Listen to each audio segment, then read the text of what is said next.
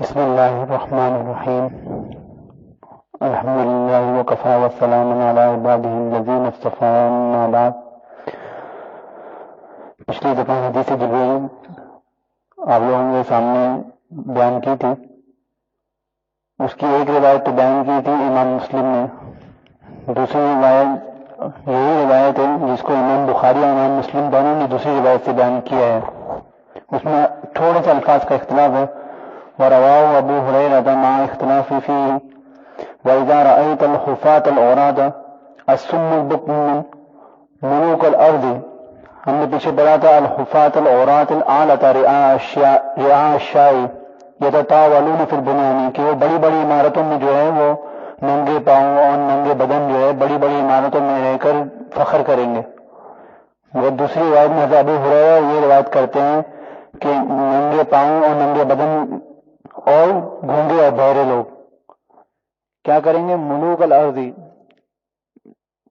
سلطنتوں کے مالک ہوں گے، مملکت وہ لوگ چلائیں گے جو ننگے جسم و ننگے بدن ہیں، سم بکمل گونگے اور بہرے ہیں، مطلب کہ ان کے سامنے حق موجود ہوگا لیکن وہ حق کو حق تو نظر آئے گا لیکن اس پہ کچھ بول نہیں سکیں گے، بھائی گویا وہ گونگے اور بہرے ہوں گے۔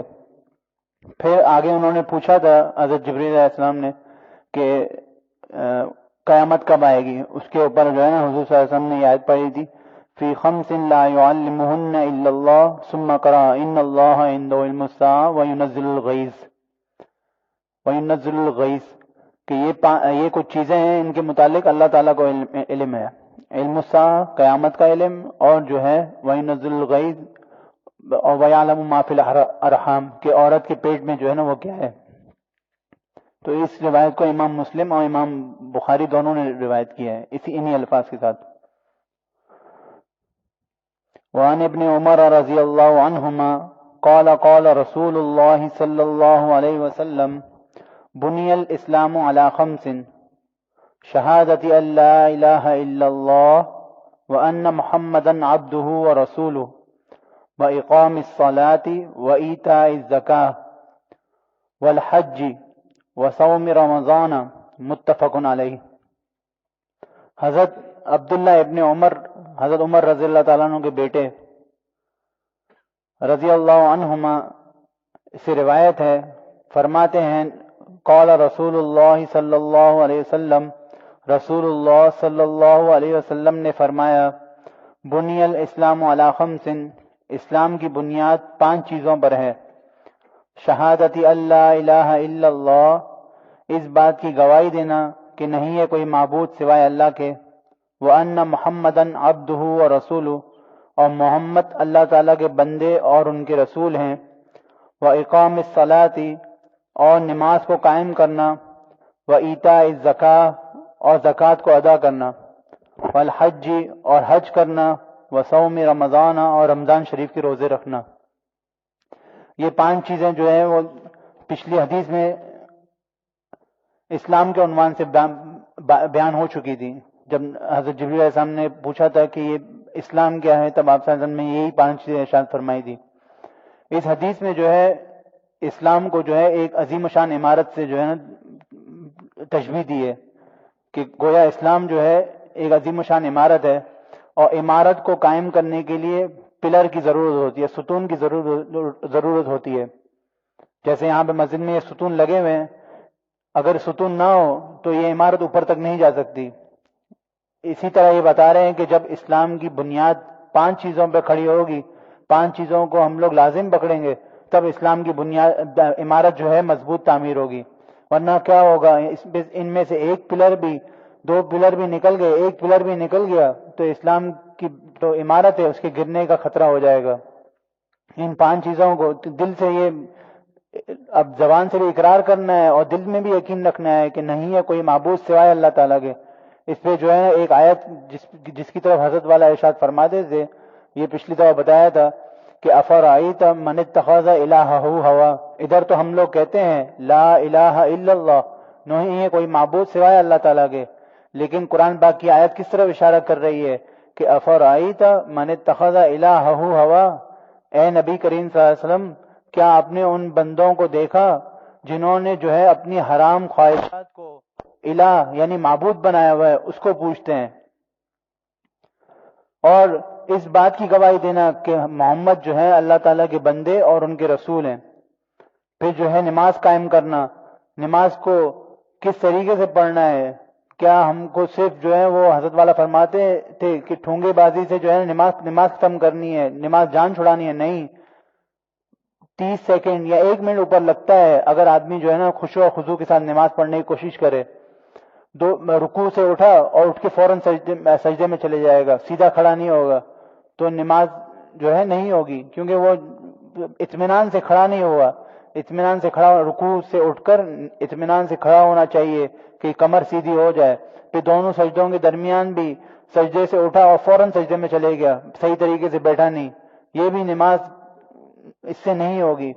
تو نماز کو پورے خشوع و خضوع کے ساتھ ادا کرنا ہے کہ بھائی تمام اعمال، تمام ارکان جو ہے وہ اطمینان سے کرنے ہیں۔ حدیث پاک میں ارشاد فرمایا نبی کریم صلی اللہ علیہ وسلم سے، نبی کریم صلی اللہ علیہ وسلم نے ایک صحابی تشریف لائے مدینے کی مسجد میں، اور ایک جگہ پہ چلے گئے کونے میں اور نماز ختم کر کے جلدی جلدی نماز پڑھ کے آ گئے، تو نبی کریم صلی اللہ علیہ وسلم نے فرمایا قم فصلی فإنک لم تصلی، کہ کھڑے ہو جاؤ، تم نے نماز نہیں پڑھی، جاؤ دوبارہ نماز پڑھو۔ دوسری دفعہ یہ معاملہ ہوا، تیسری دفعہ یہ معاملہ ہوا، تو انہوں نے صحابی نے عرض کیا حضور میں نماز پڑھ چکا ہوں 3 دفعہ، کوئی غلطی ہے تو اس کو آپ بتا دیں۔ تب آپ صلی اللہ علیہ وسلم نے تفصیل سے بتایا کہ رکوع کر کے اطمینان سے سیدھا کھڑا ہو، پھر سجدہ کرنے کے بعد اطمینان سے بیٹھو، اس طرح اطمینان سے ارکان ادا کرو۔ تو اطمینان سے کیوں آپ صلی اللہ علیہ وسلم نے فرمایا کہ نماز نہیں ہوئی؟ اس کی تو اشارہ کرنا تھا کہ ہم لوگ جلد بازی میں اگر نماز پڑھتے ہیں تو نماز نہیں ہوتی ہماری۔ وَإِيتَاءِ الزَّكَاةِ، اور زکوٰۃ کو ادا کرنا۔ زکوٰۃ پچھلی دفعہ بتایا تھا کہ مال کا میل ہوتا ہے، وہ جب آدمی 2.5% مال میں سے نکالتا ہے جس کے اوپر زکوٰۃ فرض ہو گئی ہو، جب 2.5% نکالتا ہے تو جو ہے نا وہ یہ حضرت والا فرما دیتے کہ یہ مال صاف ہو جاتا ہے، مال پاک ہو جاتا ہے، ہمارے لیے فائدہ مند ہوتا ہے۔ ورنہ کیا ہوگا، زکوٰۃ نہیں دے گا، مال اپنے پاس رکھا رہے گا تو کیا ہوگا، کسی کو کوئی بیماری آ رہی ہے، بڑی سے کوئی بیماری آ گئی، کبھی کچھ ہو گیا، تو یہ مال ضائع ہوتا رہتا ہے۔ یہ جو زکوٰۃ کا مال ہے وہ اگر ادا نہیں کریں گے تو وہ دوسرے مال کو بھی ہلاک کر دیتا ہے۔ والحج، اور جس کے اوپر حج فرض ہو اس کو حج ادا کرنا، اور وصوم رمضان، اور رمضان شریف کے روزے رکھنا۔ دوسری حدیث وعن ابی ہریرہ رضی اللہ عنہ قال قال رسول اللہ صلی اللہ علیہ وسلم الایمان بضع وسبعون شعبۃ فافضلها قول لا الہ الا اللہ وادناها اماطۃ الاذى عن الطریق والحیاء شعبۃ من الایمان۔ حضرت ابو ہریرہ رضی اللہ تعالیٰ عنہ سے یہ روایت کی گئی ہے۔ حضرت ابو ہریرہ رضی اللہ تعالیٰ عنہ وہ صحابی ہے جو 7 ہجری میں ایمان لائے تھے، 7 ہجری میں ایمان لائے، لیکن سب سے زیادہ حدیثیں ان سے ہی روایت ہیں۔ کیوں؟ کیونکہ انہوں نے نبی کریم صلی اللہ علیہ وسلم کی صحبت کو لازم پکڑا ہوا تھا، ہر وقت نبی کریم صلی اللہ علیہ وسلم کے ساتھ ساتھ۔ فرماتے ہیں اپنے بارے میں، ان سے کسی نے پوچھا کہ آپ نے اتنی احادیث کیسے روایت کی، آپ تو بہت دیر سے ایمان لائے؟ تو کہا کہ میں ہر وقت نبی کریم صلی اللہ علیہ وسلم کے ساتھ رہتا تھا، کبھی اگر کھانا مل جائے تو کھا لیتا تھا، ورنہ یہاں تک لکھا ہے کہ وہ کبھی کبھی بھوک کی شدت کی وجہ سے بے ہوش ہو جاتے تھے۔ صحابہ جو ہے وہ ان کو سمجھتے تھے کہ مرگی کا دورہ ہے، تو کوئی کچھ کر رہا ہے کوئی کچھ، تو فرماتے تھے نہیں مجھے بھوک کی شدت ہے، اس وجہ سے میں گر گیا تھا، بے ہوش ہو گیا تھا۔ اس حالت میں بھی نبی کریم صلی اللہ علیہ وسلم کے ساتھ کتنی احادیث نقل فرمائی، 5374 اتنی احادیث نقل فرمائی حضرت ابو ہریرہ رضی اللہ تعالیٰ عنہ نے۔ اور ان کا اصل نام میں بھی اختلاف ہے، بعض لوگ کہتے ہیں کہ ان کا اسلام لانے کے بعد ان کا نام عبداللہ تھا، اور کچھ لوگ کہتے ہیں عبد الرحمن تھا۔ ابو ہریرہ نام کس طرح پڑا؟ یہ جو ہے بلی کے بچے کو اپنے آستین میں رکھتے تھے، ساتھ ساتھ رکھتے تھے، تو حضور صلی اللہ علیہ وسلم نے فرمایا کہ ہرہ جو ہے بلی کو کہا جاتا ہے، تو حضور صلی اللہ علیہ وسلم نے ارشاد فرمایا ابو ہریرہ یعنی بلی کا باپ۔ تو ان کو اتنا نام پسند آیا کہ انہوں نے بس اپنا نام ہی اسی سے پکارنے لگے، صحابہ بھی اسی نام سے ان کو پکارتے تھے۔ وعن ابی ہریرہ رضی اللہ عنہ ابو ہریرہ رضی اللہ تعالیٰ عنہ سے مروی ہے، قال ارشاد فرماتے ہیں، قال رسول اللہ صلی اللہ علیہ وسلم، رسول اللہ صلی اللہ علیہ وسلم نے فرمایا، الایمان بضع و سبعون شعبۃ، ایمان کے 70 سے کچھ زیادہ شاخیں ہیں، 70 سے کچھ زیادہ شاخیں ہیں، فافضلها، ان میں سے افضل شاخ، سب سے افضل شاخ کون سی ہے؟ اول شاخ قول لا الہ الا اللہ، یہ کہنا اور دل سے اقرار زبان سے اقرار کرنا اور دل میں یقین رکھنا کہ نہیں ہے کوئی معبود سوائے اللہ تعالیٰ کے۔ وَأَدْنَاهَا اماطۃ الاذى، اور اس کے سب سے کم درجہ، اس کا سب سے کم درجے والی شاخ وہ یہ ہے کہ کوئی راستے سے تکلیف دینے والی چیز کو ہٹا دے آدمی۔ اماطۃ الاذى یعنی طریق، راستے سے تکلیف دینے والی چیز کو ہٹا دے۔ والحیاء شعبۃ من الایمان، اور حیا جو ہے وہ بھی ایمان کا ایک حصہ ہے۔ اس حدیث میں ایمان کے شعبوں کے بارے میں، ایمان کی جو شاخیں ہیں ان کے بارے میں بتایا ہے کہ اس میں فرمایا گیا کہ 70 بضع و سبع، کہ 70 سے کچھ زیادہ، 70 اور کچھ زیادہ۔ بعض جو ہے وہ محدثین کہتے ہیں کہ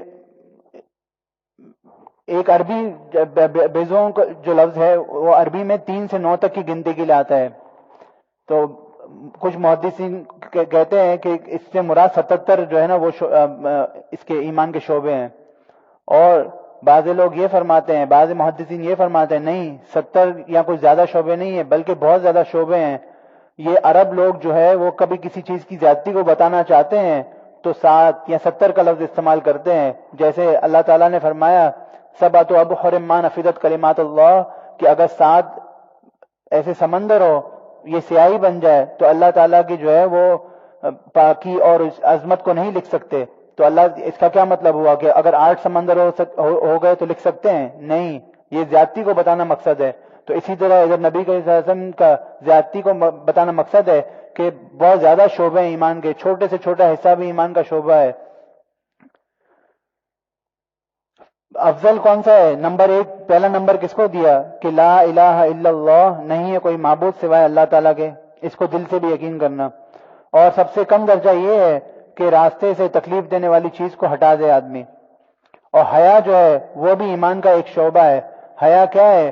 ہم لوگ کہتے ہیں کہ یار حیا آتی ہے یہ جو ہے نا لوگوں کے سامنے کام کرتے ہوئے، تو کیا کرو، پردے بند کر کے کمرے میں چھپ کر یہ کام کرو، نہیں۔